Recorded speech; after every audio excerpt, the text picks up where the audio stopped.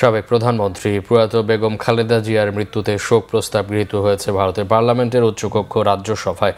বুধবার এ সংক্রান্ত প্রস্তাবটি উত্থাপন করা হয় রাজ্যসভায়। একই প্রস্তাবে রাজ্যসভার সাবেক দুই সদস্য এল গানেসেন ও সুরেশ কালনাদিনীর মৃত্যুতেও শোক প্রস্তাব করা হয়েছে। অধিবেশন শুরু হওয়ার পর নথি পেশের আগেই রাজ্যসভার চেয়ারম্যান সিপি রাধাকৃষ্ণন প্রয়াতদের উদ্দেশ্যে শোক প্রস্তাব পাঠ করেন। এরপর তাদের স্মৃতির প্রতি শ্রদ্ধা জানাতে 1 মিনিট নীরবতা পালন করা হয়। এ সময় উপস্থিত ছিলেন ভারতের প্রধানমন্ত্রী নরেন্দ্র মোদী ছাড়াও মন্ত্রিসভার সদস্যরা। গত 30 ডিসেম্বর বেগম খালেদা জিয়ার মৃত্যুর খবর পেয়েই সামাজিক যোগাযোগ মাধ্যম এক্সে শোক জানিয়ে পোস্ট দেন ভারতের প্রধানমন্ত্রী নরেন্দ্র মোদী।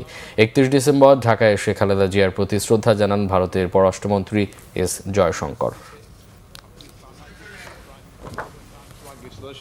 নির্বাচন শেষে 11वीं